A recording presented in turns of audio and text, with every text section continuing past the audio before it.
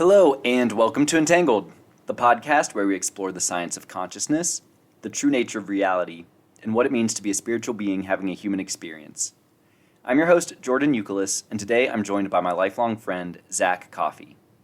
In this episode, Zach discusses the importance of music throughout his life and the relationship between music and memory. We next talk about Zach's brother Ryan, what Ryan means to Zach, his family and his community, and how Ryan's early passing has impacted Zach. From there, we discuss how Zach's views on death and God have developed over his lifetime. Next, we discuss psychedelics and the persisting stigma associated with these substances.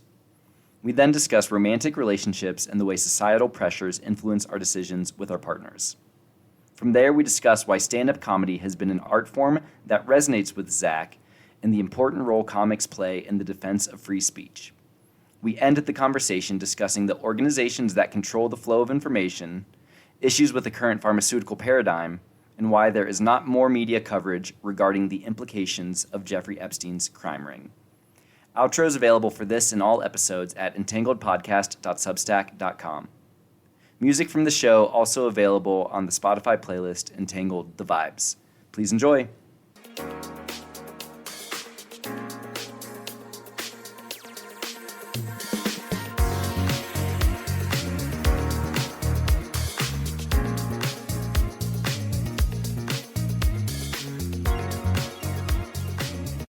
All right. Hello, everyone, and welcome to the latest episode of Entangled. I am so excited to be joined by my good friend, Zach Coffey. Zach, how are you tonight? I'm good, man. How are you? Doing great. Thank you so much for joining. Yeah, glad to be here, man. Awesome, man. Well, we've known each other, obviously, since day one. So, yeah, maybe just, tell the listeners a little bit about your background, growing up in Wyoming and all that. Sure. So, born and raised Cincinnati, Ohio. Obviously, went to high school with you and elementary school, middle school, all that good stuff with you.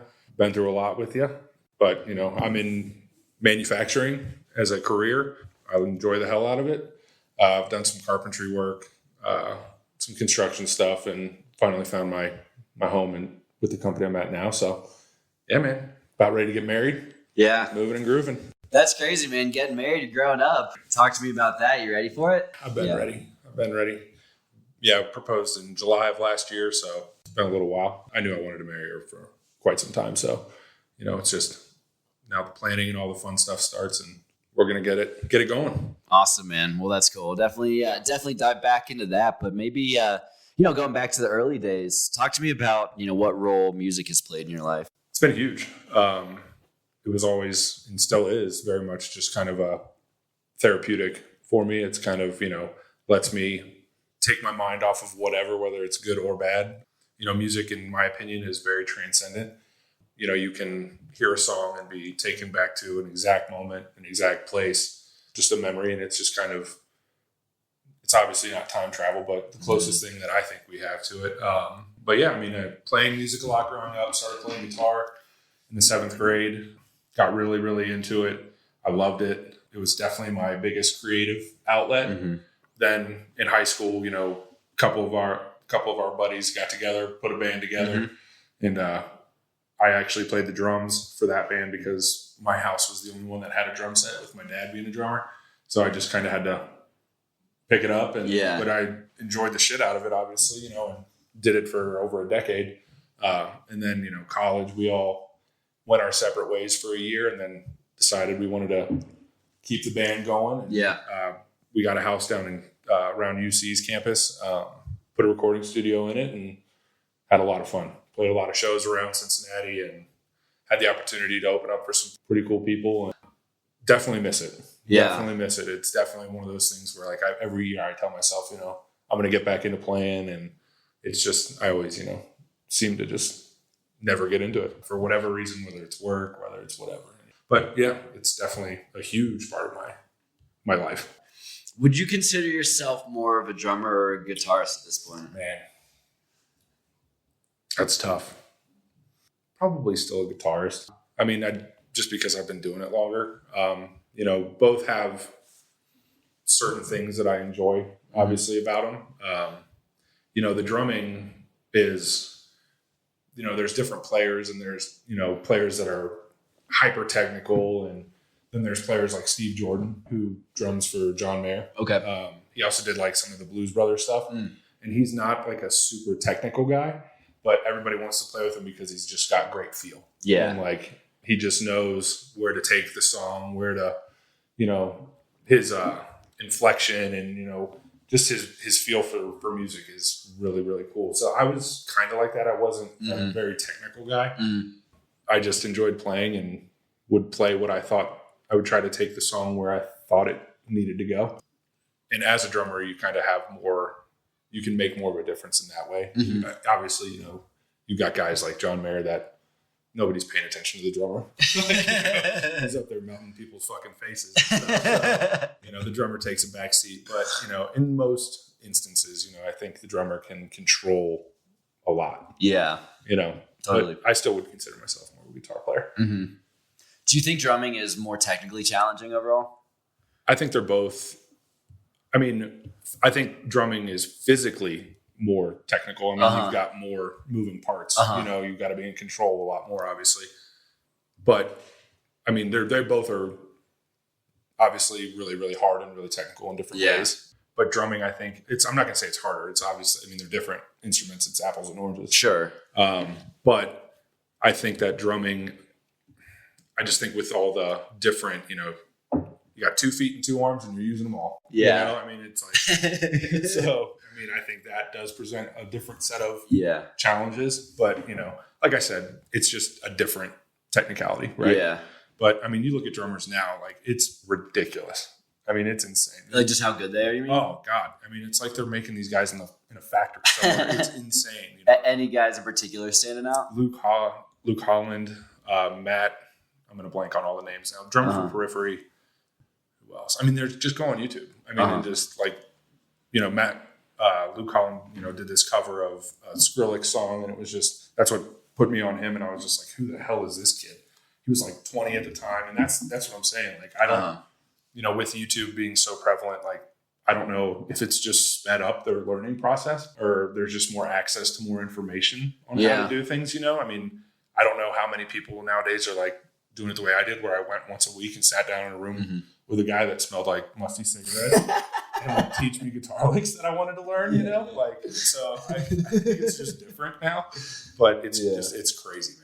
That's interesting. Yeah, they're so talented. I think that's definitely a great point you bring up about just like YouTube and like access to education. And I think there's also even an element of just like the mental roadblock, right? Of like, okay, I've seen someone else, obviously someone can do it. It's like that whole idea of breaking the 4-minute mile, right? Like no one thought you could, and then one person does it, and then, you know, a couple of months later, like 12 people have done it. Exactly. And it's, you know, obviously there's just, I mean, people learn different ways. You know, what works for you might not work for me, right? I mean, it's, you got to find out how do you learn? Yeah. You know, is it sitting down and, you know, reading music? Is it sitting down and watching a video how to do something? Is it, you know, just fucking around and finding out what happens? You know, I mean, it's just, it's very, I mean, it's so individual. And I think there's so much access to so much information, and it's creating these monsters, and they are monsters. They're animals.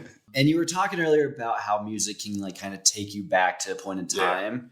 And I love that. Like it for me, certain songs just like remind me of an experience or a relationship, right? Or a time in my life. Totally. And are there any songs that pop out to you that like take you back to something like that? Absolutely.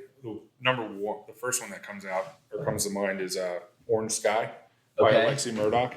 I have this distinct memory of when my brother was in college down in Louisville. My parents I don't know why they would let me go visit him for a weekend, but they would let me go stay with him for the weekend, and we'd go out and party. And remember when we went to the Coldplay show? Yeah, exactly. That was awesome. Yeah, just do, you know, we were 15, 16-year-old kids doing shit we probably shouldn't have. Story of our high school careers, obviously. Yeah, exactly. But that's what Big Brothers are for. We were driving. It was like, you know, we were all pretty drunk. I hope the driver wasn't. I can't remember. Obviously, don't do that. It's bad. And we were driving to Waffle House of all places at like 3 a.m. And that song came on, and it was the first time I had heard it.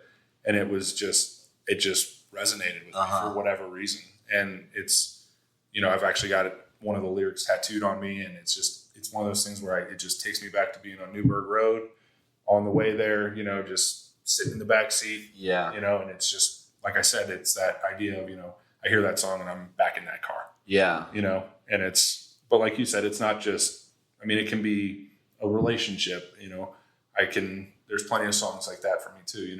I hear, I can't remember the name of the Taylor Swift song, but there's this Taylor Swift song that one of my ex-girlfriends had me make her a mixed CD back in the day. CDs were a thing, and I hear that Taylor Swift song and I'm back at University of Toledo and I'm in her car and we're driving around and it's wild. A lot of cars. Yeah. A lot of memories in cars for whatever reason. But, yeah.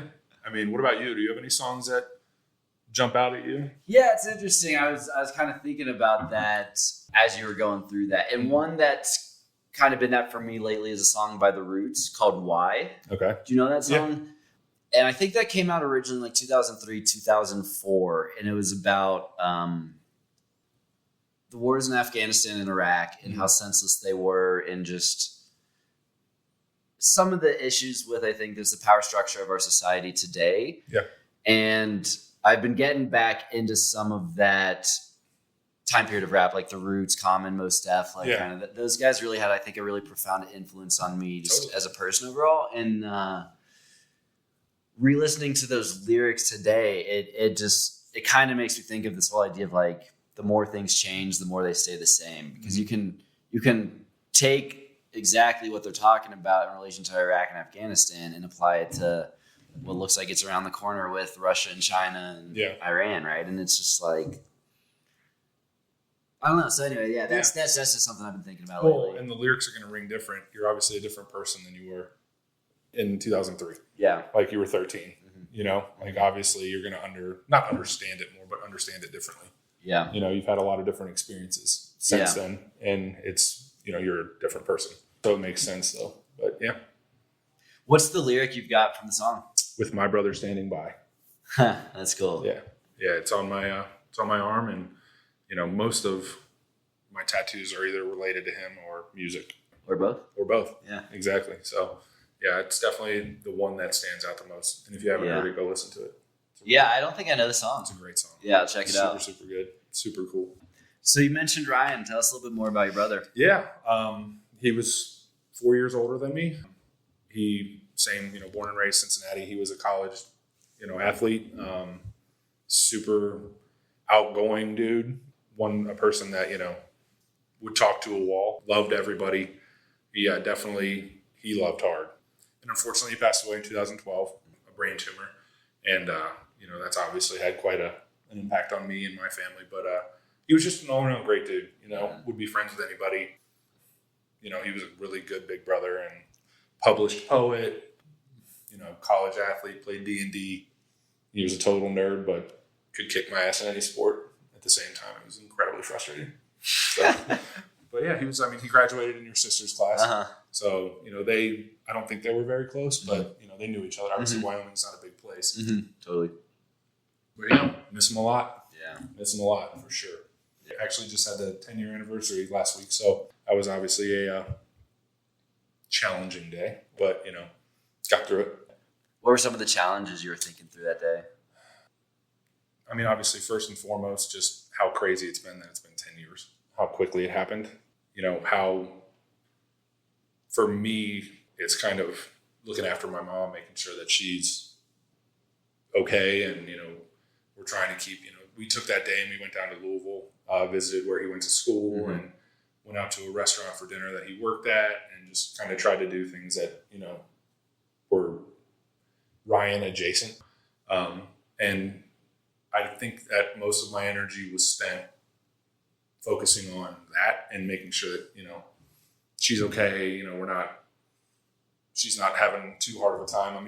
It's impossible to not have a heart. Of course. It's a shitty day, but I didn't really think that, until later on in the week that it really hit me, allowed me the time to kind of grieve for myself. I'm always kind of in defense mode, like sheepdogging, trying to make sure everybody's okay.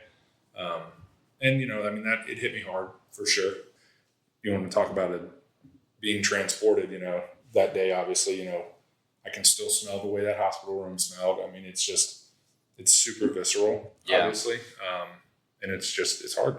Yeah. It's definitely hard. Do you want to talk about what that day was like? It was a whirlwind for sure. It was, we took him in on the 11th or 10th because he was having back pain. And when we got in, they basically told us he's not going home. That, his brain tumor was in his brain stem. And the way the doctor described it is kind of like the brain can only hold off. And then once it finally does kind of give, it's like the floodgates open. Yeah. And so he deteriorated pretty quickly. And I was actually, we're up all night.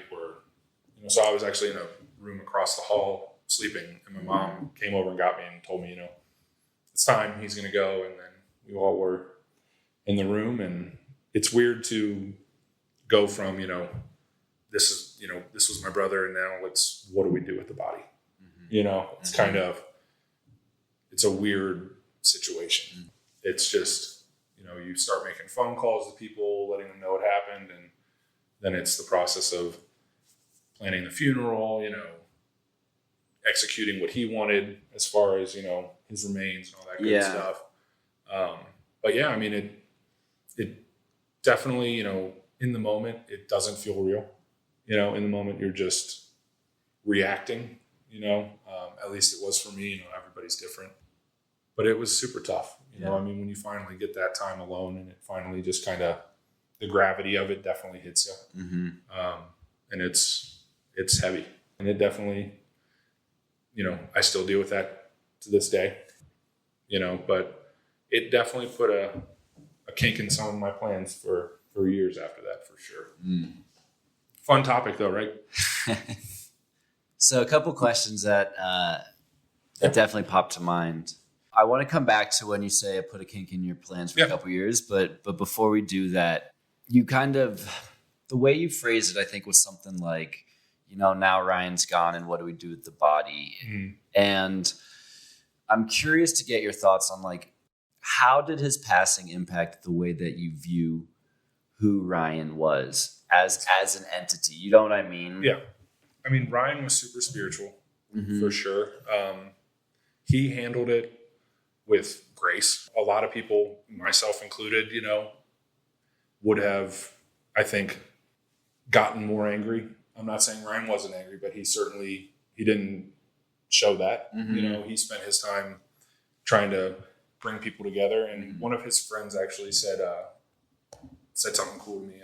He came up to visit Ryan while he was sick, and we were out on the front porch, and he said, your brother's getting dragged through hell right now, and he's focusing on bringing people together. Mm-hmm. And he just thought that, I thought that was really cool, and it's very kind of emblematic of who Ryan was. Yeah. He just wanted to be around the people he loved, and he wanted everybody to be okay. Yeah. The way him passing, it didn't change who I thought. I always knew who my brother was. Ryan was 100% authentically Ryan, right? Uh-huh. He wasn't perfect, obviously, but he was always going to be himself and be true to himself. And I think that not so much his passing, but the way he handled the process of being sick and, having basically, getting news that, there's no cure for this. Yeah. This is not a fight you're going to win, and not sort of getting bitter and upset and not melting down. He just stayed so positive through the whole thing. Right. And that was, I think, the biggest takeaway for me was just how much grace he had in that impossible situation. But that's beautiful. Thank you. But yeah, he was a special guy, man. Yeah. He was awesome. And it's, like I said, it's certainly somebody that I think about every day, in some form or facet.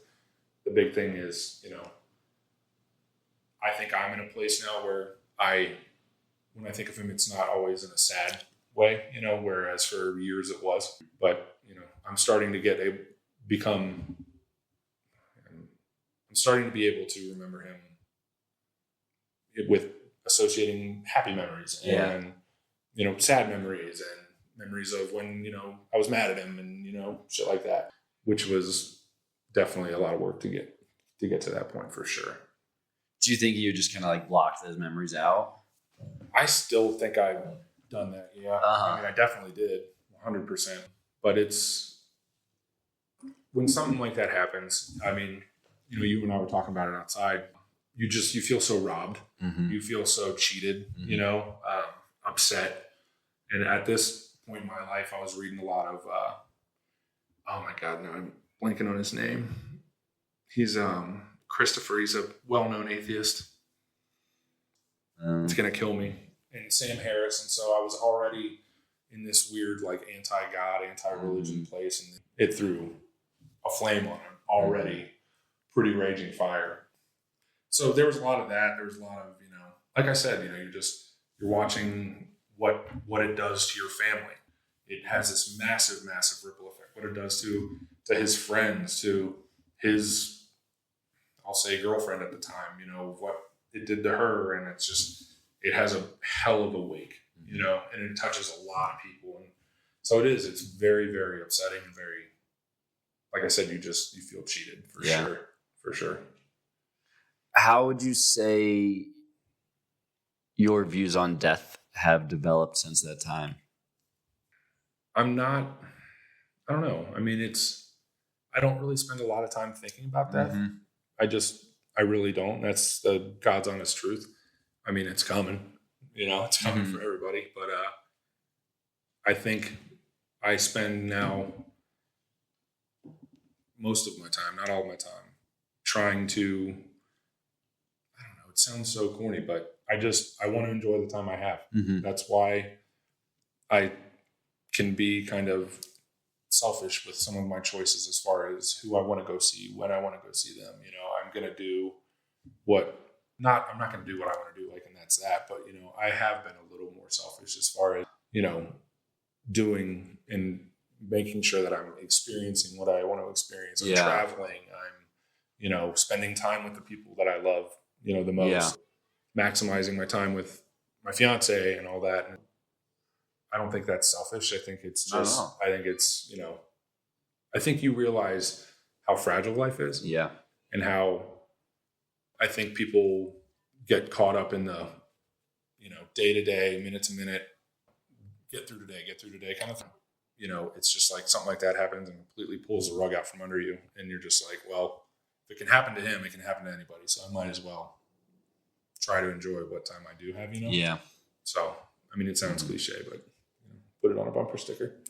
And when you talk about, like, you felt cheated, do you think that's what you feel cheated of? Is that time to spend with your brother going through, life together?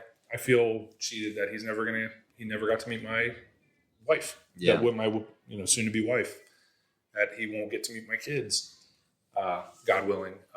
He won't, get to experience new things for himself, have kids of his own, hit his stride as far as what he was doing. He was a very, very gifted woodworker. And, he was on the brink of starting his own business with another guy, and it undoubtedly would have been successful. I know that. So, things like that, where would that have gone? Or, he obviously, you feel cheated of all those things. And the reason that, I came to that from asking your views on, like, what happens after death is, what I'm wondering is, have you considered the possibility that in some future lifetime, some future version of reality, that you and your brother will be together again in some manner or fashion? Sure. I hope so. I have nobody knows the answer to that question, obviously. But I really, really hope so. Whatever happens after we die, if there is an afterlife, or, if there is something that happens after death, I know Ryan he's where he needs to be, and I think that, maybe he was needed somewhere else, I don't know. And but yeah, I would definitely I love the idea of being able to see him again and, spend some time with him and all that. But I just don't have the answer to that question. So I just try to honor him as best I can. I try to, I just try to honor him. Yeah, for sure. That's awesome. Thanks, man. But it's tough for sure. And you mentioned after his passing that you had a really tough relationship with God. Mm-hmm. I'm curious, how would you classify that relationship today? Apathetic. I spent a lot of time and energy being angry at something that I have no control over. I don't know if it exists or doesn't exist. And it was just wasted. Mm-hmm. And it wasn't productive, and I'm not, I'm of the belief when you die, you're dead. We're no better than anything else. That's just how my gut feeling on it. Sure. If there is an afterlife, great. Who knows? Mm-hmm. I think it's a wild way to live your life and make every decision based on something you've got nothing to back it on other than faith, which is total bullshit. But yeah, I mean, it was years of just kind of anger and frustration. And it's like trying to talk to somebody about politics. Like if you talk to somebody about religion, you're not going to change their mind. And they're not going to change your mind. It's just, you're beating your head against the wall. I don't care. If you want to be religious, great. More power to you. But don't try to impose it on me. That's where I draw the line. I just don't care.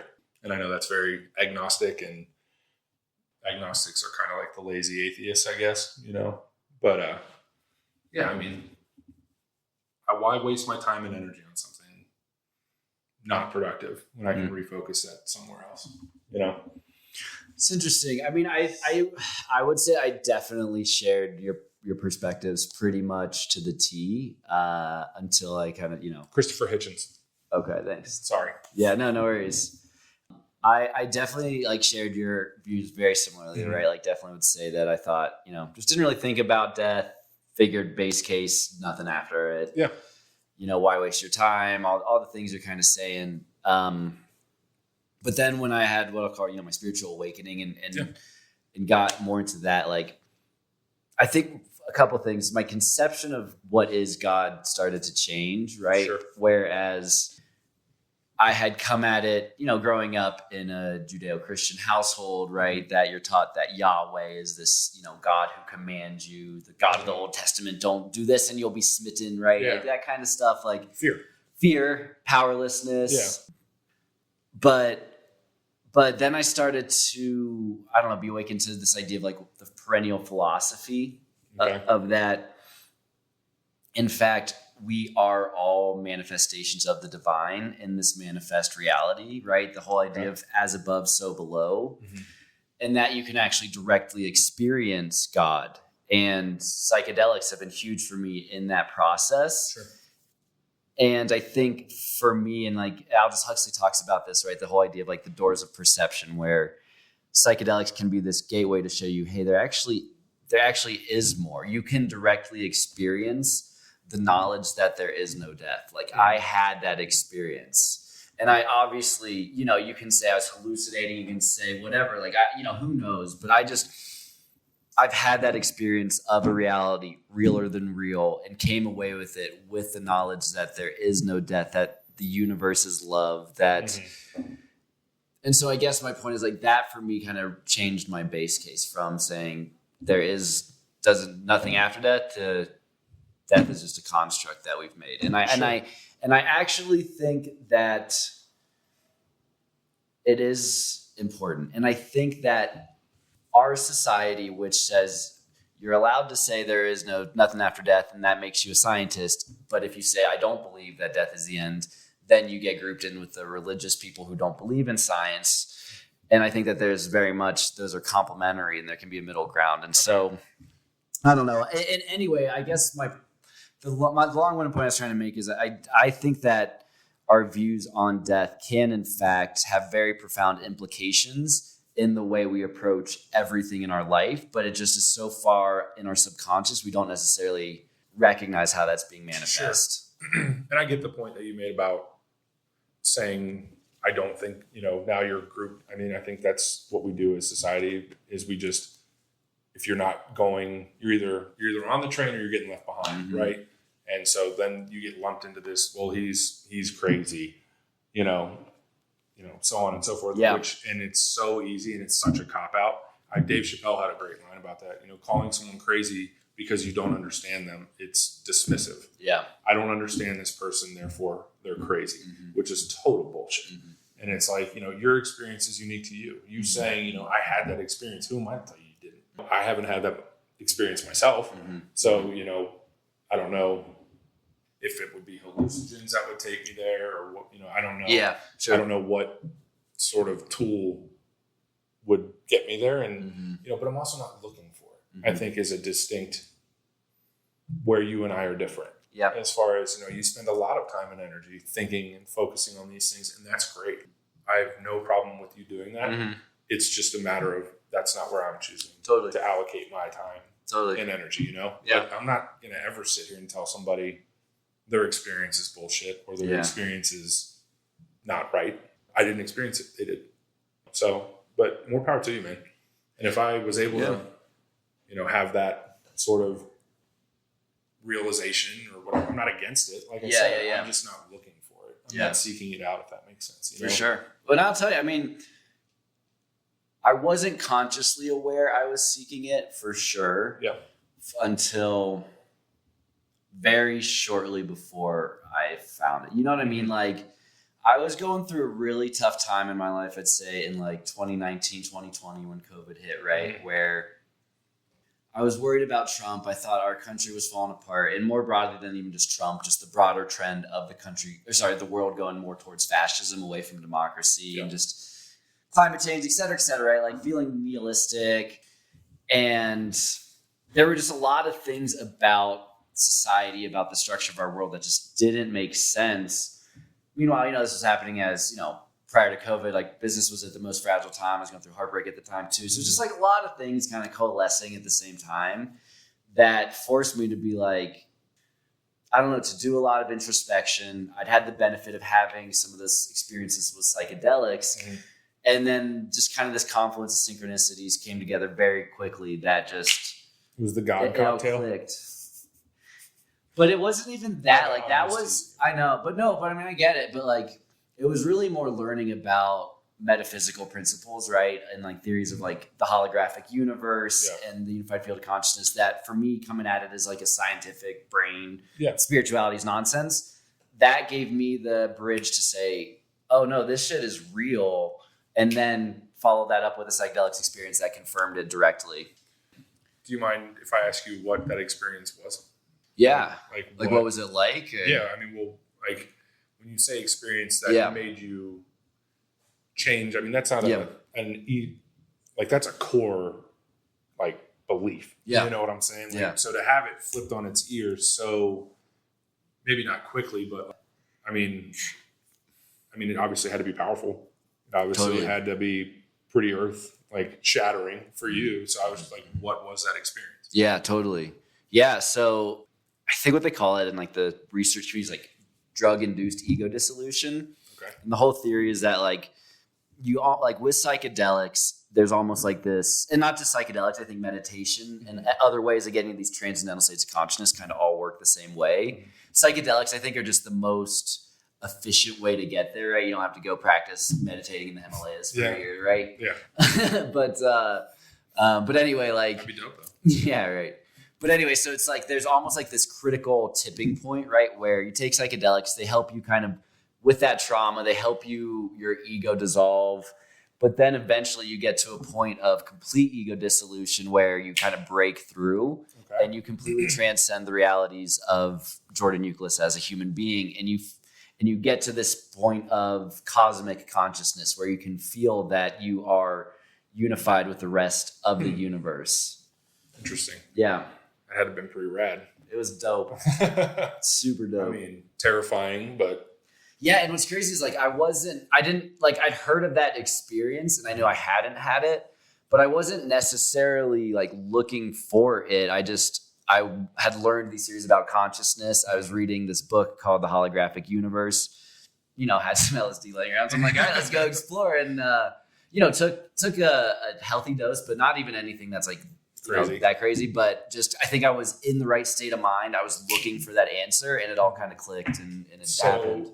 I guess my question is, if you're seeking something out, you can your brain can kind of trick you into if you're looking for an answer, you can justify it with something else. I don't know what's that happened. No, that's fair. Like, did you ever think that like, did that ever cross your mind? Like, this was something you were obviously clearly spending a lot of time thinking and for sure looking for, and then it happened, you know? And like, I'm not saying it wasn't real. I'm just saying like, you know, it's like that old saying, you know, you want to buy a mattress and then all of a sudden you see mattress trucks all over the place. Sure. You know? No, I get that. Like, just something like that. I definitely had thought about that. I think for me, a couple things. One, the experience was so profound, right? You hear this idea of a reality realer than real. Mm-hmm. And that was definitely the case for me. And for like an entire week afterwards, I could see the divine in everything. Like I felt my connection, like it lasted for a really long time.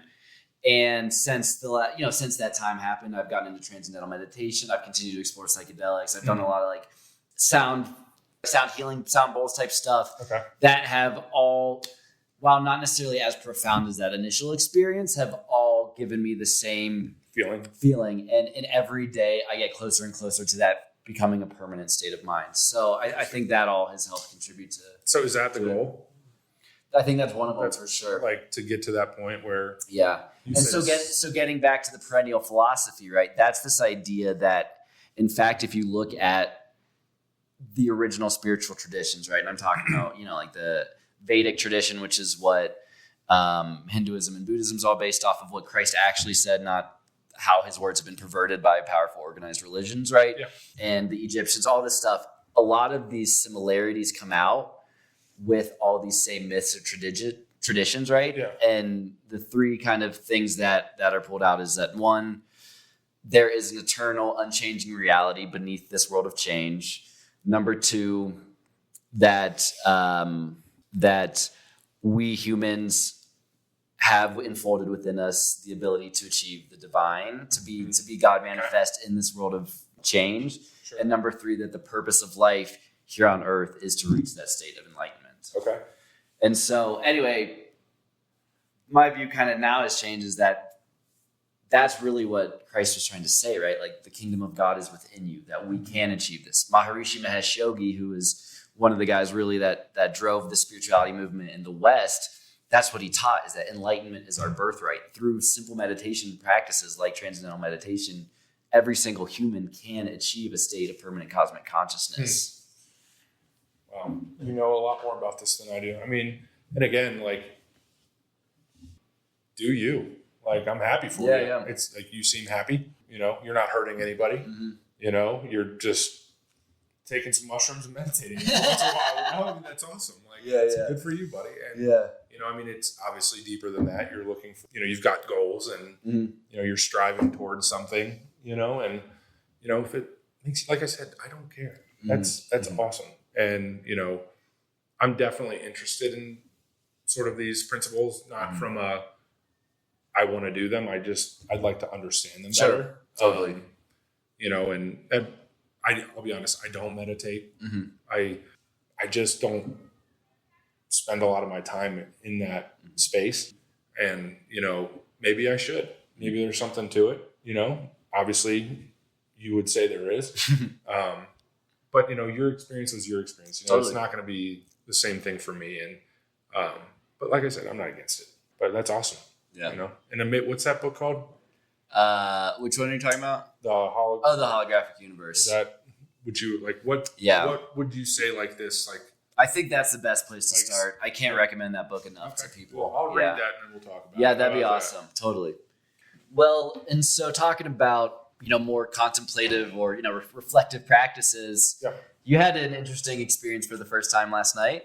Yes, I did. My first experience with mushrooms, which was pretty awesome. You know, growing up, you know, we were trained, I think, so much at the story of, you know, somebody takes a psychedelic and then they think they can fly and they jump off the roof of their building, which we all know now is total bullshit.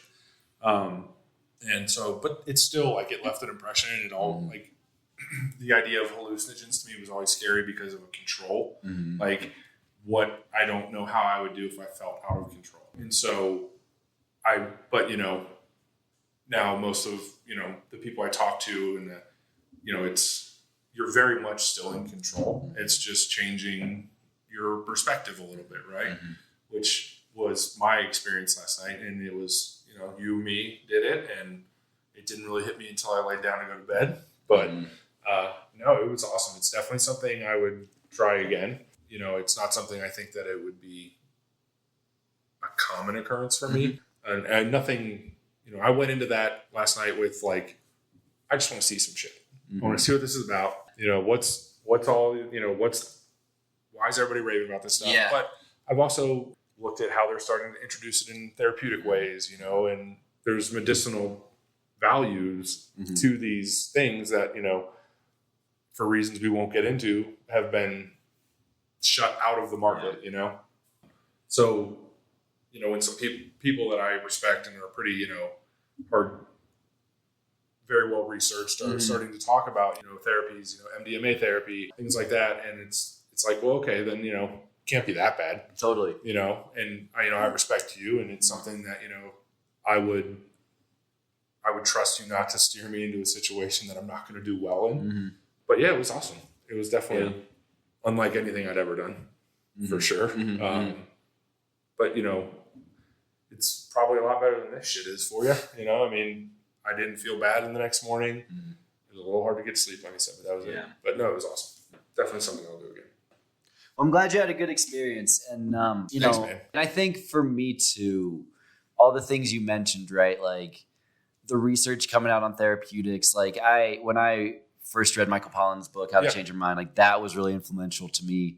And that was kind of coming at the same time as I was professionally just being in the cannabis space, learning about the history of the war on drugs, the Controlled Substances Act, which substances were specifically scheduled as Schedule I and which weren't, right? And how the whole scheduling in the first place was really nonsense and frankly a means of control. That I think helped to get me comfortable with getting over that stigma and fear of this is going to fry your brain and you're going to think you can fly and run into an elephant, which is a car or whatever it is. You know what I mean? Yeah, totally. We were taught that so much, right? And, your brain is still developing. It's certainly something that, you hold on to. But as you get older, as you, experience, make your own conclusions, that kind of thing, weed is a gateway drug. Well, what if, it is some pretty awesome stuff, right? But yeah, I think it is definitely a factor of, the control. And we all know the war on drugs has been massively unsuccessful. And I don't think it was ever designed to be successful. I think it was designed to fill up prisons, but that's a whole other topic. But definitely, I would if there was a Yelp for drugs, I would give it a good review. Let Silk Road know. Exactly. So earlier when we were talking about, the years after Ryan's passing, you said, it's something that stuck with you for a little while. Sure. And so I'm curious, how did that stick with you? Like I said, mostly just how I spent my time. It wasn't, I was bouncing around from job to job, and I wasn't really, I kind of had this woe is me mentality. And I was definitely drinking too much. I was angry. I was a kid. I was 23. I didn't know what to do or how to, is there a proper way to move forward? I didn't know that. And, obviously, like I said about, when I was talking about that wake, I feel like the productive energy I did spend was kind of on other people, not on me. It was like, my mom's already been through enough. Like, how am I going to make sure that like I get her through this?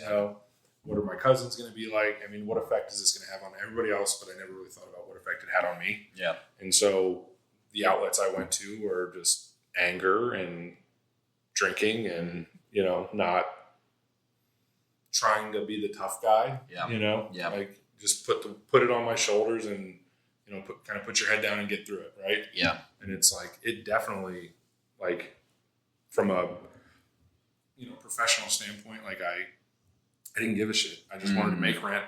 I wanted to have enough money to do what I wanted to do, and then that was it. It was just, get through whatever this month, get through, this week, But as I've learned, these feelings aren't going away. Yeah. As far as the heaviness of it, right? I mean, that's always going to be a part of me, and it's how do I productively handle those feelings? How do I not go to the bottle? How do I not get angry? How do I repurpose that sort of bad cocktail, because that's what it is, and use that energy productively. But, I didn't think about, my future wasn't of any concern, during that period. I'd say for probably like a good 5-6 years.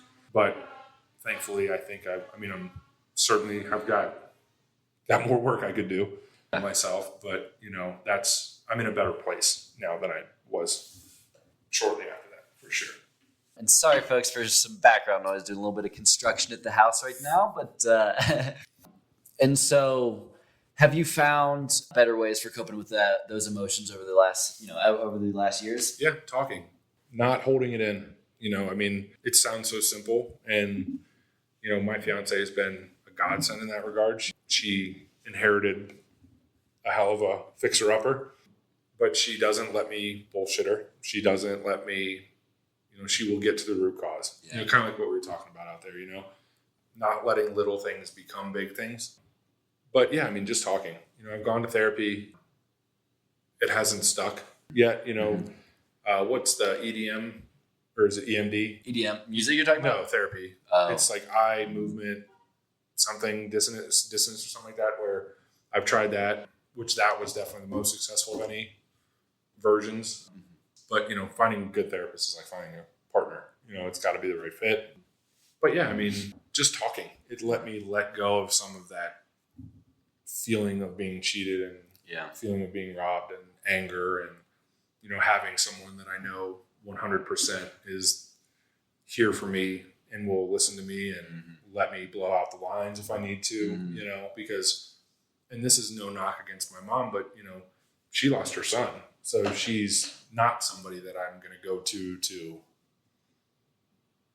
try to, she can't be my therapist. Yeah. You know what I'm saying? Yeah. She's got her own shit to do. So having a, completely non-biased third party that will just be there for me has been wonderful. But yeah, obviously, like I said, I've got a lot of work to do, and this is going to be a part of me the rest of my life, Mm-hmm. So it's just, how do I not move forward, but how do I accept it and not be upset? Because it happened. Nice, man. Thanks. Been talking a lot about me, man. Can I ask you some questions? Let's go, baby. All right. How do you feel about, you're obviously single. Mm-hmm. Do you want kids? Do you want to get married? Is that something you see for yourself? Yeah, it's interesting. I know I've been thinking about that since you mentioned it yesterday. So growing up, I definitely was on the get married, have kids train. Mm-hmm. And I think, frankly, a lot of that stems from having a Catholic mom who that's, the definition of success, and that's our society, and that's what she wants for. It's the next step. Exactly. And that's, no knock on that at all. I totally understand where that's coming from. And so I think that was always just very much my default, like that's what's going to happen, It was almost just like it wasn't a matter of if, it was a matter of when. Exactly. Yeah. Totally. And, finding the right girl, of course, like I think one of my strengths and weaknesses is like when it comes to relationships. And this is kind of funny. I just had like my first astrology reading a couple of weeks ago. Nice. What are you? Well, see, that's the thing. My sun sign is Sagittarius, but that's just like the big tip of the iceberg when it comes to astrology. And one of the things I learned, so the way it works is with your like birth chart reading, it's all based on where the constellations of the zodiac were in the sky at that moment in time. And so the sky is divided into 12 houses. 6 of them are the constellations that were above the horizon at that time. 6 were below. And so the houses that are above are kind of like what you show the world. The houses below are kind of what's more kind of who you truly are, but you kind of keep a little bit more private, I guess. That's such a Sagittarius thing to say. Such a Sag. But anyway, the reason I bring this up is I found out that Aries is in my house for relationships. Okay. Aries is like a fire sign. It's the start of the year. It's like known as like being very bullheaded. Like that. What that meant is like when it comes to relationships, I'm super hot or I'm completely cold, right? Okay. And it's like, it's something that I knew about myself, but it was just like, oh yeah, duh. And I don't know, it almost like, I almost felt like it was a defect for me in a way. Like, Okay. I felt like, why is it that all these great girls I'm just not interested in, and then the girls that do come around that I'm super into, I'm just coming way too hot, and it's just like, whoa, dude, like chill out. Like, you're hot. You know what I mean? So just like, but then it's like, oh, it's just like that just kind of explains, you know, who I am, and then it's just like, all right, now I just need to be aware of that, you know? Sure. I mean, I think you are kind of aware of it.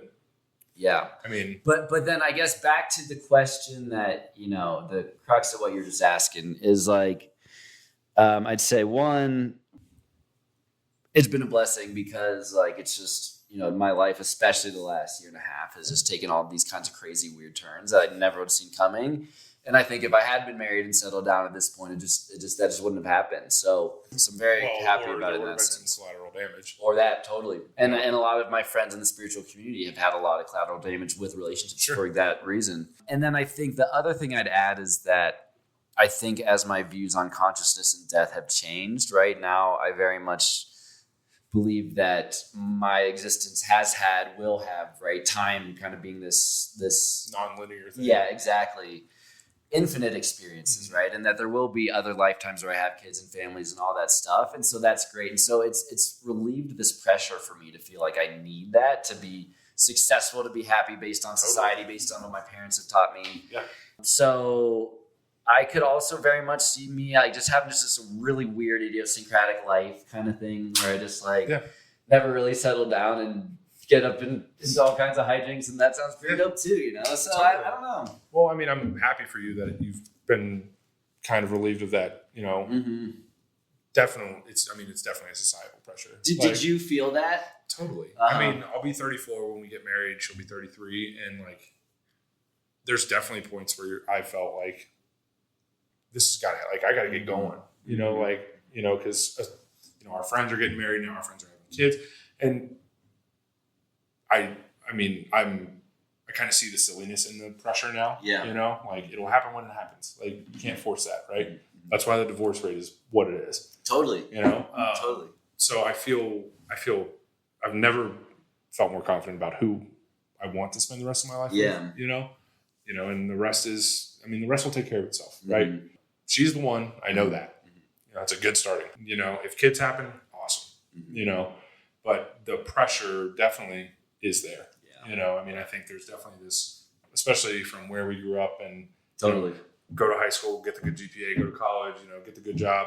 All right, now, you know, buy the house or find a girl and then kids. And so it's like, you know, totally. And so if you break that mold, you're like, well, what's wrong with me? Totally. You know what I'm saying? Yeah. We talked about that. You know, I didn't graduate from college. Mm-hmm. And I had a lot of worry and, you know, I forced a lot of stuff. And, you know, my biggest regret is not looking at the trades right out of high school. You know, if I would have been, you know, if I joined the carpenters union or whatever union I would have decided or whatever, you know, I'd be making very good money and I would have no student debt. And it's like, instead I just lied to myself and said, well, I'll figure it out. You know, I'm on the right path, and it wasn't. And you know, I'm still paying off student loans with nothing to show for it. We're still paying off Ryan's student loans Are you serious? Oh yeah. That's crazy. Yeah. He's been dead for 10 years and we're still paying off his student loan. I didn't realize that they transfer over to the family. So my grandma co-signed. Gotcha. And so I would have stopped paying him forever ago, but they'll go after her and I'm not going to have that. Yeah, no, of course. But yeah, it's a business, you know. It's crazy, man. They don't care. But yeah, I mean, it just having to come to that realization of like, look, this isn't for me. Mm-hmm. Like I'm trying to fit a round peg in a square hole. Mm-hmm. And that was like a lot of sleepless nights, you know. I mean, you're scared.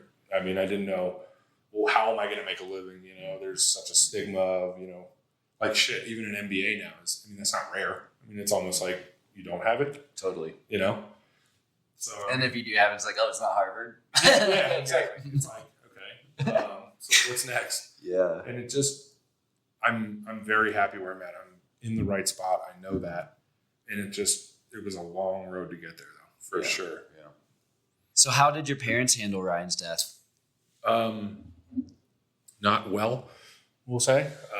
My mom, I mean, I think it goes without saying that no parent should have to bury their kid. And my mom still very much struggles with it. And she's always going to. Yeah. That's something that she's going to have to figure out how to manage. Yeah. I can't fix that problem for her, and it's changed the fabric of who she is. My dad, he put on a strong face, but he has his own demons for sure. So he had other outlets. But my mom is the one that I worry about the most, and she knows that. This isn't a secret to her. Yeah. She could benefit from some therapy. She's stubborn, though. I mean, it's just hard. I mean, it's just an impossible situation. It's like, what is the proper way to move forward? How do you, and one of the hardest things that I've realized is that first year, it was, everybody was really good about checking in and seeing how you're doing. But life goes on, and, people continue to, grow and move on and have to start families, get new jobs and all this stuff. And they stop checking in less, and they forget, dates and stuff like that. And you initially take that personally, which is so fucked up, because it's like, how selfish is that they're not thinking about me and what hardship I'm going through? But you kind of do. And I mean, I think there's still some of that in my mom, not from a outside of the family perspective, but people within the family, if something falls through the cracks or they don't remember, she's kind of, but it's like people are living their own life. I mean, it's tough, but she's definitely got a lot of work to do, for sure. And I wonder if any of that stems from this idea of like that loss of security of like her son was ripped away from her, so unexpectedly that now she's lost that faith or trust in everyone else. And it's like, are you going to slip away from me as well? I think it's more of I don't want him to be forgotten. Oh, interesting. Kind of thing. Versus, a fear of losing others. Yeah. I definitely think it's more of, why aren't you thinking about it? And it's just it's not fair to expect even my closest friends to remember everything. And I don't take it personally. I mean, your life keeps going. What literally stopped ours, while that happened, everything else was still moving forward, So it's tough, but she's strong. She's unbelievably strong with everything she's been through. But yeah, when Ryan is definitely, I think, her biggest hurdle, and I don't think it's ever going to go away. And did your parents split around that time as well? So my parents actually, they're divorced, and they divorced around 2007. But my dad still lived there. My dad struggled with addiction and alcoholism. So, but again, my mom is being who she is. She was always trying to get him to be the man that she knew or had convinced herself that he could be, when in reality, she was fighting a losing battle. She was never going to win that fight, and she didn't. And he moved out in 2017, so she just, and I told her this actually last week, because she asked me if she should have divorced him, and I said, I get what you were trying to do as far as protecting Ryan and I, making sure that we weren't stigmatized, by my dad's behavior and things like that. But I told her, once we graduated high school, it doesn't matter. That's when you should have pulled the plug. But they're split. My dad, he's sober now, which is great. That's awesome. I'm happy for him. He's done quite a bit of damage. And there's a long, long way to go in that relationship and, mending that. But are you guys talking? We are. That's great. We didn't for a long time, but we are. I've seen him a couple times. He's my dad. Yeah. You know, I mean, it's a weird relationship where, you know, I don't have the energy to try to fix that, you know, right now. I'm not saying I never will. I'm not saying I'm not interested in it, you know, but it's just something right now that it's like, I've just got too many plates in the air right now. Totally. You know, and it's just, I don't want to spend my time there yet. But yeah. But hey, it sounds like you're on the right path. So that's great. Hopefully. Yeah, right. Yeah, that's awesome. Well, I mean, it sounds like that must have just been a lot for you to take on all at once, right? Like your brother, your dad, you're kind of taking on all this that, you know, you're helping your mom, but then also that I'm sure is making it harder for you to grieve yourself because you want to be strong for her. So, I mean, just a lot going on during that time period in your life. Absolutely. I mean, like I said, I mean, to my own, I mean, it stunted my progression forward, right? And it's just one of those things where, you know, what happened. You know, I can only control what I can control, and that's what I'm focused on moving forward. And again, having a partner that is so ride or die and down for me, like that's made all the difference. That's awesome, man. Yeah, man. Well, it's going to be a fun weekend, and you know, I'm glad that you're out here in Colorado. Thanks, man. Came out to see Nate Bargatze. Bargatze, yeah. Bargatze. Nailed it. Graham's been getting in his DMs asking if he wants to golf today. So yeah, that was so fun. I don't think he'll be at the course, but you know, one can hope. Maybe he'll show up. So Nate, if you're watching, missed out. Yeah, it's gonna be a great weekend. Head up into the mountains, do some hiking. Yeah. Maybe experience some more things. Yeah, I'm excited. Thanks for having me on, man. It's been fun. Totally, man. Well, and before we break, I wanted to talk to you a little bit about just comedy in general and stand-up. Oh, and, sure. You know, why has that been something that has resonated with you so much over your life? I think it's one of the most terrifying anything. Yeah. I mean, it's literally you in front of a room of people, and your job is to make them like you. And it's really, really hard. It's, you know, really hard to be original. It's really hard to, you know, make people laugh. I mean, you've probably, you know, people, you know, you're friends with people that are just shit storytellers. And then you're like, oh my God, get to the point. You know, I mean, it's a skill set, you know, totally. It's a muscle. And I think, you know, people, you know, comedians, there's been that are very important for culture, for, you know, where we are at that particular time. You know, I mean, you know, speaking not truth to stupid, but like, you know, being reasonable, you know, and it's like, we're in this society now where it's like, you have to walk on eggshells about every fucking thing. And it's exhausting, you know? And I think it takes guts to get up there and say, well, you're either going to like me or this is going to go poorly, you know? And plus I just like to laugh.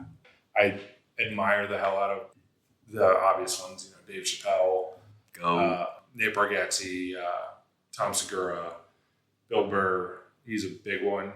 Michelle Wolf, Ali Wong, these people that they're just funny. Yeah. And it's like, I don't know about you, but like, what a fun way to spend the night to just go somewhere and just laugh. Yeah. It's pretty cool. And they're just important. They're important to society. They are.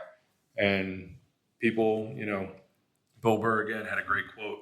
People are complaining about jokes that I tell in a strip mall when we've got an opioid crisis, trash, you know, swirl, you know, out in the ocean.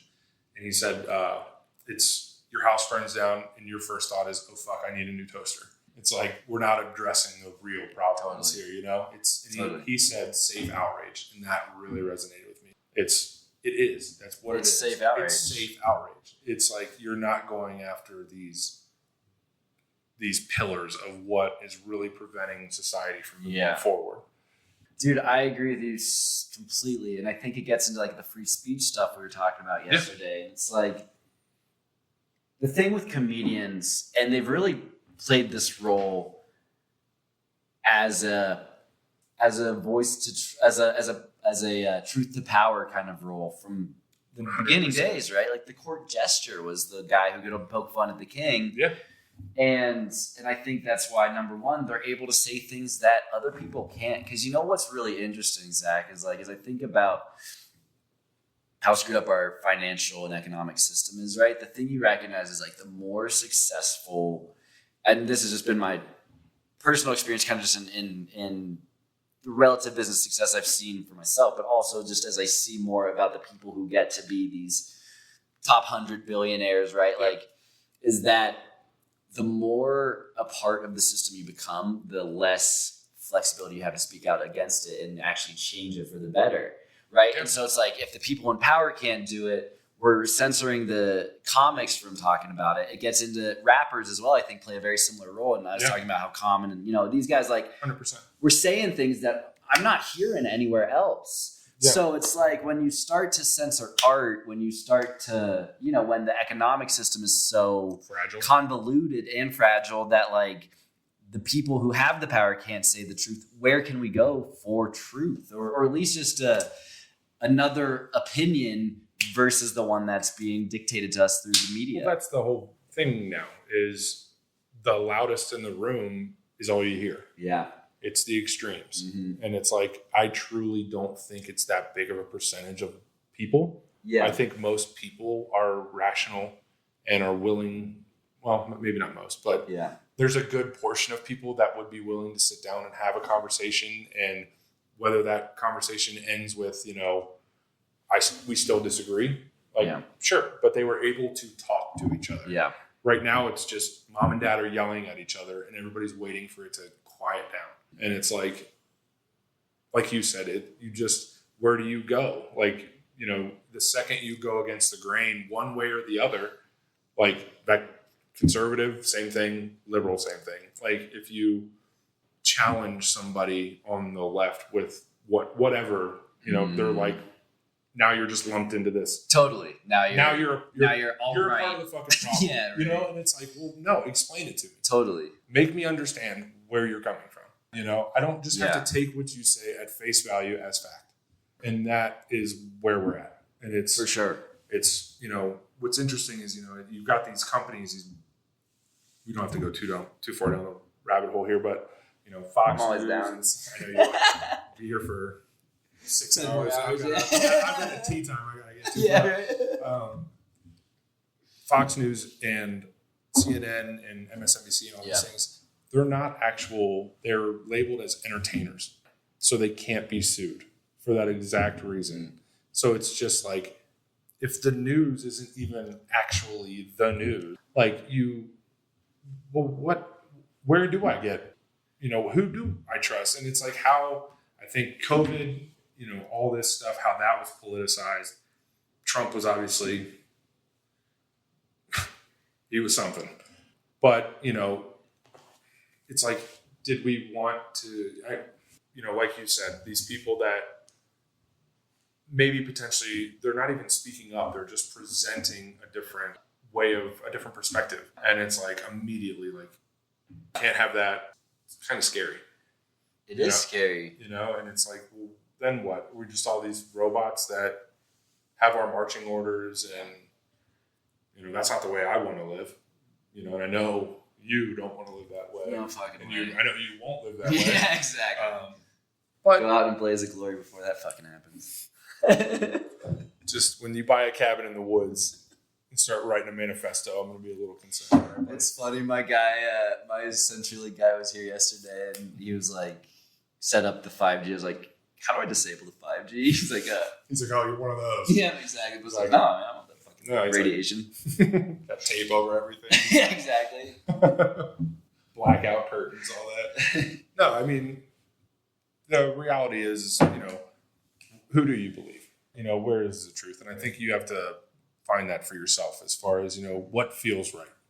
Do you feel like do I feel like I'm doing the right thing? Is this good or bad? I mean, I think we all, for the most part, unless you're a sociopath, understand right and wrong. And your version of right might not be my version of right. So who's to say? Again, it's all about that personal experience. You know, it's interesting because it gets into censorship, and like, that's the problem. One of the many problems I have with it is that you just, when when you're censoring the alternative viewpoint, other people can't ever hear it. So you don't even understand what their argument is. All you get is what the mainstream's calling them and saying these guys are anti-vaxxers and spreading medical misinformation, right? Because it's interesting, when we were talking about censorship yesterday, we started talking about kind of the woke movement. And then I brought up the censorship that happened during COVID as it relates to labeling people with medical misinformation. And you thought that that was a different thing, which I actually would generally disagree with. I think it's different in regards to there's a direct cause and effect. I think vaccines work, and saying they don't is potentially putting people at risk. That's my personal feeling. Mm-hmm. I'm not saying this vaccine is the most successful. I think we've seen that it hasn't been. Mm. But I think when you got to be careful about saying you're perpetuating now I don't want to, if this one doesn't work, the measles one doesn't work, the smallpox. I mean, it's like just because one small portion of something much bigger that does work maybe isn't as successful is, don't undermine the bigger picture. You know what I'm saying? I hear you. It's like your favorite band puts out that one experimental shit album. You don't hate that band. You don't like that album. Yeah. But you still love the band. And it's I get what you're saying, and I definitely felt consistent with how you're framing it, but the more how do I put this? The more I kept getting insights from people I respected that there was a lot of corruption associated with what went down with COVID, both before and during the pandemic, and started investigating that, the more it's helped me to see an alternative perspective that the entire paradigm upon which our medical and pharmaceutical industry has been built may itself have been corrupted by nefarious influences. And what I mean by that is, like, a lot of our modern paradigm was all dated back to the Rockefeller Foundation, which John D. Rockefeller started. He started this after he was forced to break up his total monopoly of the oil industry, moved it into Rockefeller Trust or Rockefeller Foundation, which was these charitable philanthropies were like a new structural security that came under a ton of scrutiny at the time, because they were like, hey, these guys are just trying to do tax evasion. Yeah. And, without getting too far into it, the very first role of the Rockefeller Foundation, because it was also at this time that they started to find that pharmaceuticals could be super profitable. Well, and also could be made from petrochemicals. So he already obviously had the oil industry. So the pharmaceutical industry itself is effectively a derivative of the oil industry. Mm. And so he went out with a very intent agenda to drive what medical schools around the country could teach as it relates to pharmaceutical-based medicine versus holistic, natural, herbal remedies, which were very common before that time in medical schools, by the way. Okay. So anyway... my question is, I think it's apparent that we have an issue, with not only our healthcare system, but the pharmacy industry. There wouldn't be people like Mark Cuban going out and starting their own companies where insulin isn't $1,200, it's $35. I love Cuban. There's obviously a disconnect. Totally. There's no reason we need to be. And it's these Martin Shkreli characters, right? It's completely manipulated. It's completely for profit, and it's completely avoidable. It's just a matter of, again, you're attack the system. Yeah, that's where you exactly. That's right. That's the deeper issue. That's the deeper issue. I get mad that it's like you're yelling at individuals. The system is broken. That's what you need to address. And I agree with that. And it's very frustrating to watch people go after Bill Burr because he made a transgender joke. Exactly. It's like, guys, we're on the brink of nuclear war, and like this is what you're getting a tizzy about. We're focusing on the wrong things. Again, it's that safe outrage. I think it's more than that, though. I think we obviously, how do I put this? We obviously both, to varying degrees, distrust authority. Yeah. Right? Is that fair That's to fair. say? And I think from my perspective, one of the places is that it's been a concerted effort on the parts of the people in power to distract and to specifically turn the narrative so that people are turning against each other. It's Trump versus Biden. It's liberal versus conservative. It's trans versus, white nationalist, right? At the end of the day, if the more that we're distracted and yelling at each other over nonsense, no one's looking at them and saying, what are you guys doing with the direction of our planet right now? Yeah. Well, again, it comes back to that point I brought up earlier about, I don't understand this person, therefore they're crazy. And I'm being told to call them crazy. I'm being told to call them, that they're wrong or whatever.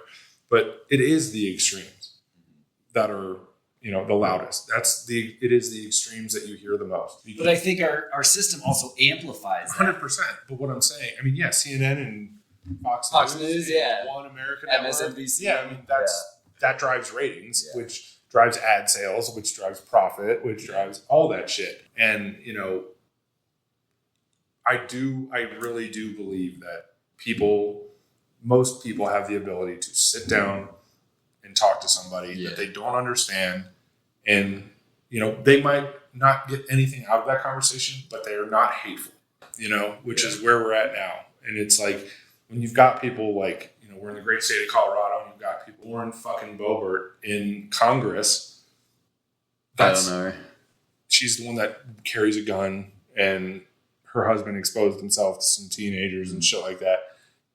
She ran on, for, just keeping the Trump thing alive. America, guns, Christianity, that bullshit. And she's successful. But she's a loud voice, and not everybody feels that way. I think most people don't feel that way. Maybe her pocket, her county, whatever is, don't take my guns, and that's all they care about. And there's single voter issues, and they're going to vote Republican for that reason. But this, again, if the system is broken, go after the system. Don't go after individuals. But I would go after her because she sucks. And, it kind of gets back to that whole system specifically working to polarize us, because if all that we're hearing, even if the vast majority of people aren't on the extremes, we're reasonable people. We want the country to do well. We just, when you're only hearing the people on this side and this side, then that just keeps, feeding itself. And that's why you keep seeing this increasing polarization more and more and more. 100%. I mean, it's, I know people that are Republicans, and they're Republicans for the mere abortion. They believe that, they're going to vote Republican because they're pro-life, and that's never going to change. And I'm not going to try to change their mind. Do I think that they're holding back the progress of society? 100%.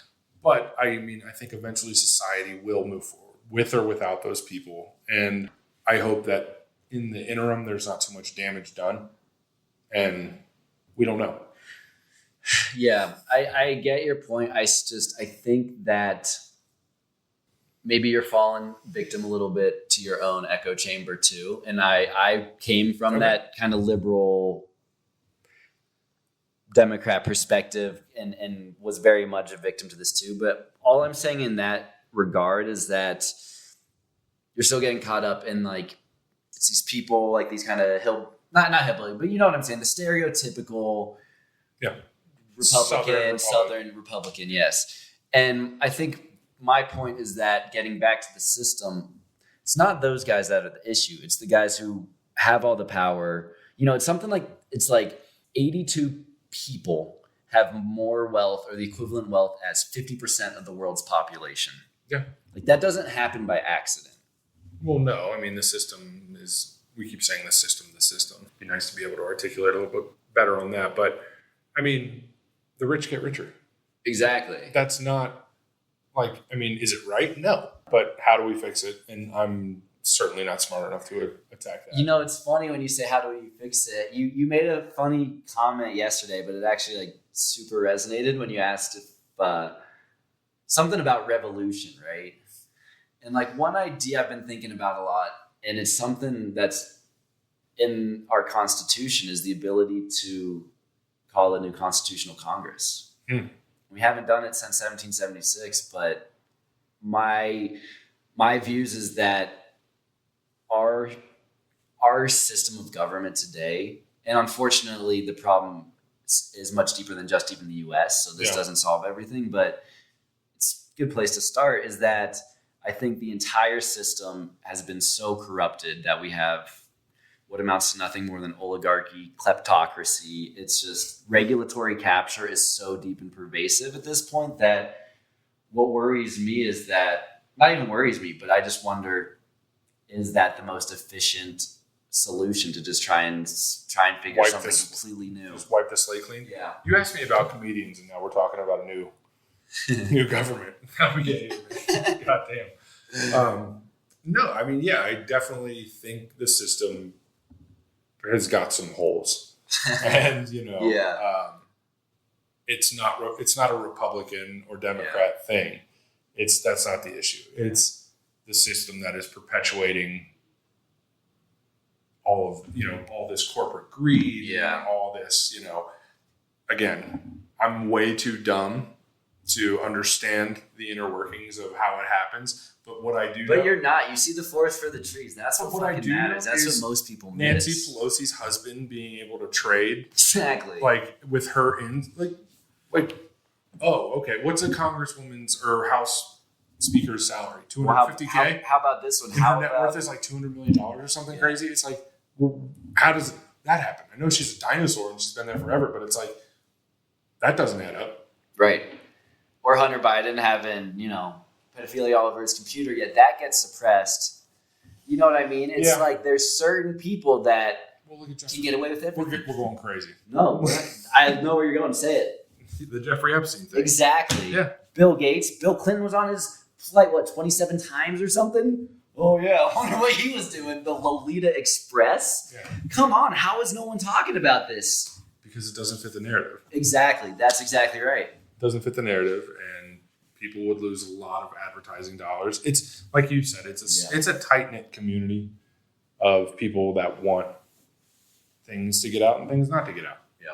Yeah. I mean, if people wanted the list of everybody that had been to Epstein's Island, the people in power, then we would have it. Exactly. They don't. So we don't. But anyways, we went down a rabbit hole. No, I think it's a good rabbit hole to cover. I mean, it needs to be said, and there's a lot of questions. No one else is saying it. That's what drives me crazy. Yeah, and you're probably probably going to get banned from YouTube your first upload. But for sure. YouTube, I'm definitely going to get banned from at some point. Oh, definitely. If it's not this one, it'll be. It's coming. But there you go. I mean, what have we said that's so dangerous? You know what I mean? That people just can't hear. Yeah, I wouldn't say anything. But I don't make that call. I don't work at YouTube. Yeah. I make drywall. I cook dirt and put it between paper. Trust you more than Sergey Brin.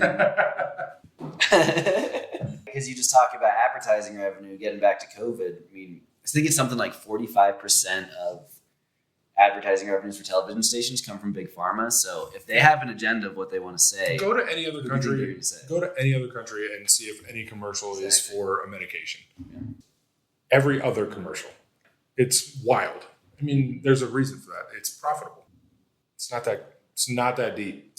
And that's what gets back to even what I was talking about the Rockefeller stuff is like our entire medical paradigm. And I'm certainly not saying that there are drugs that definitely work, of course, and there's a lot of things like that. But there's also, I think, a lot of other healing modalities that work that are very much cheaper or just cannot be patented and controlled by a pharmaceutical company that have been specifically suppressed by the medical establishment in order to keep people on pharmaceuticals that are much more expensive. Well, it's funny. I have somebody I know, and I know well, that works for Pfizer. and has worked for Pfizer for years. And I've had a lot of conversations with this person and asked them,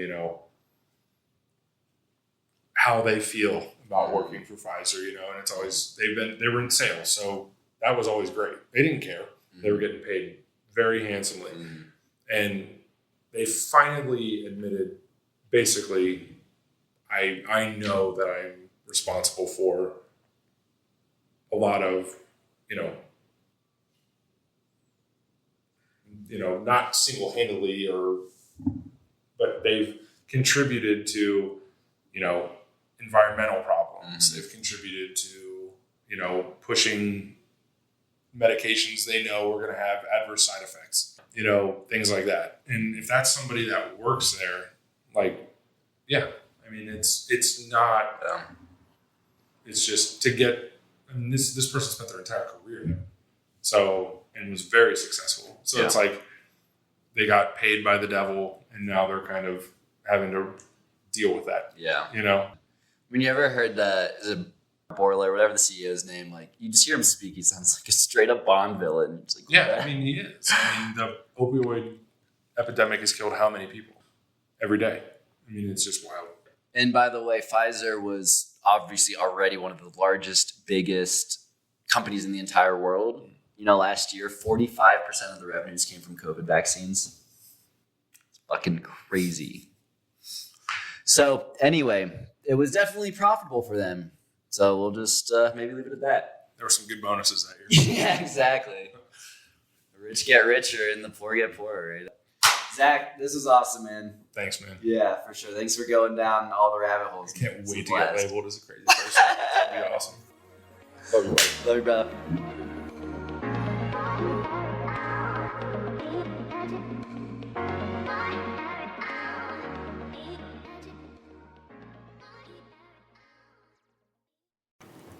Thanks everyone for listening, and I hope you enjoyed the episode.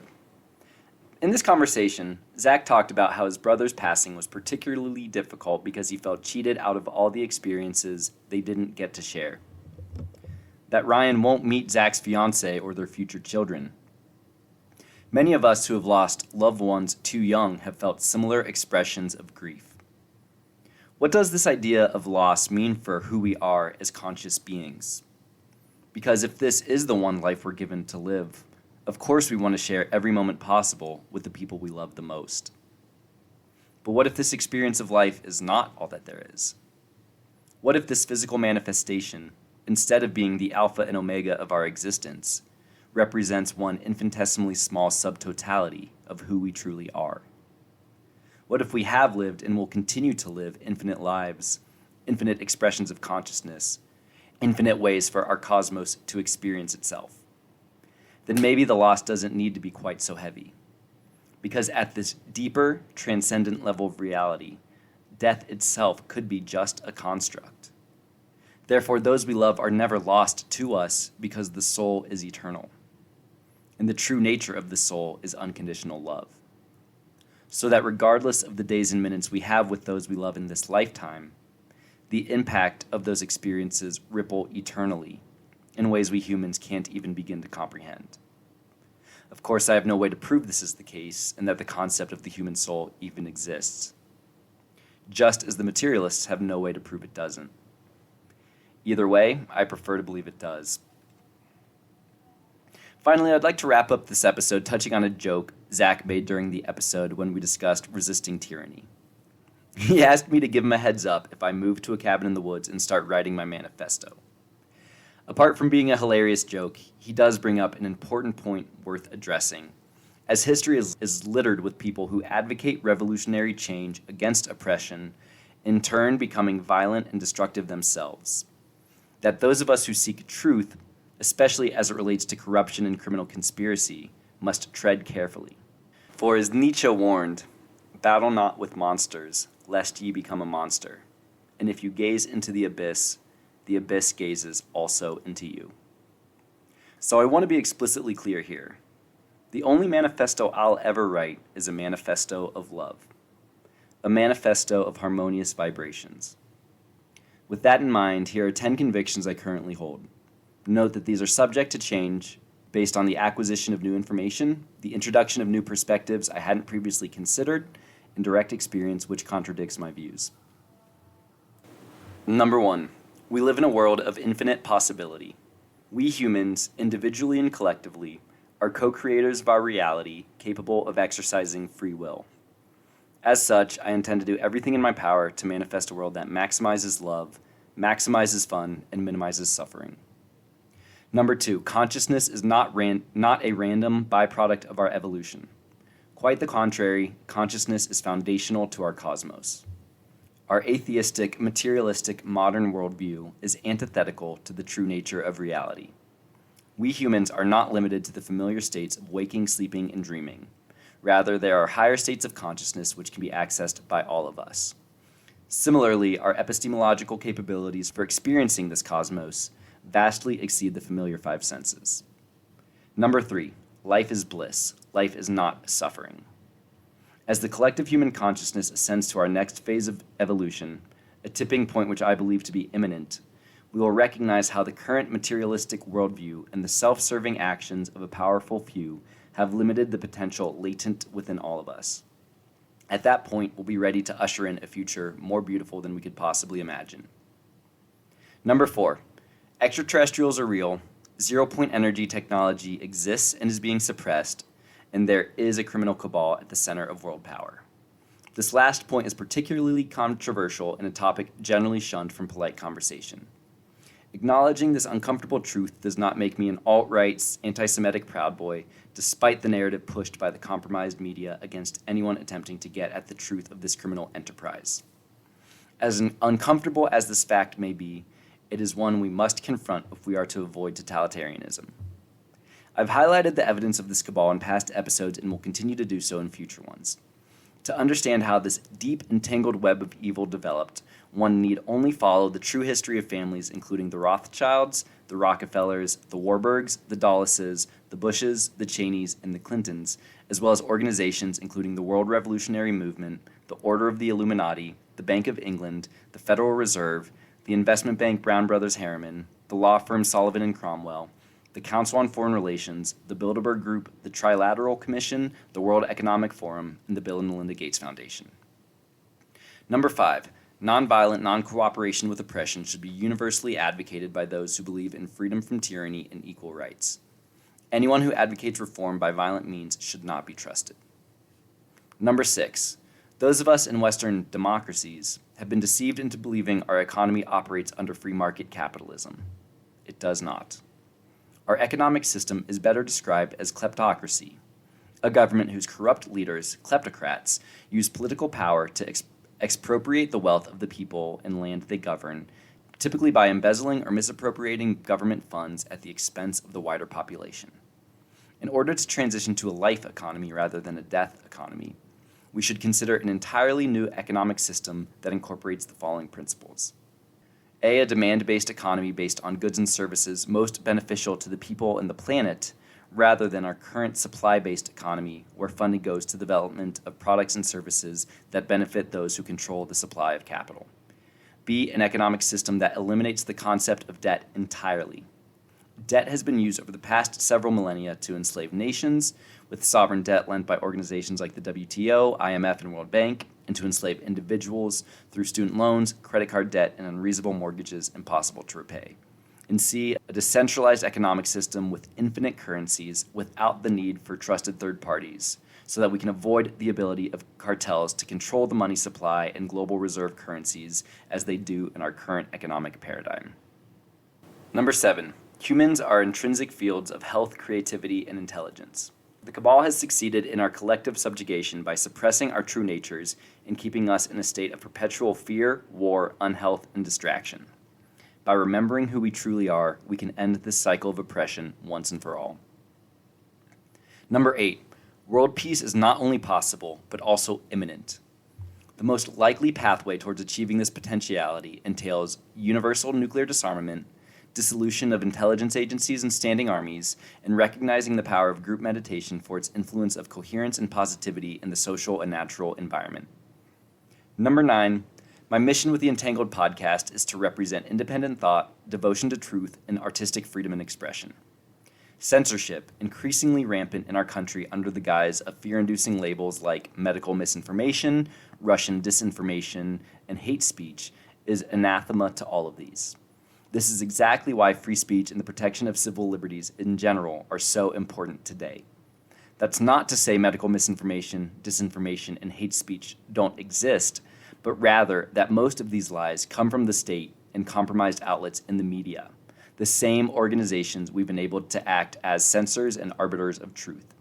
This is an exceptionally dangerous situation, and it will continue to get worse until we recognize censorship for the evil it is. And number 10, this country was founded on the ideals of egalitarianism, natural law, and the right to free and fair elections. While our country has failed to live up to these principles for the past 250 years, collectively we can usher in a new system that finally does.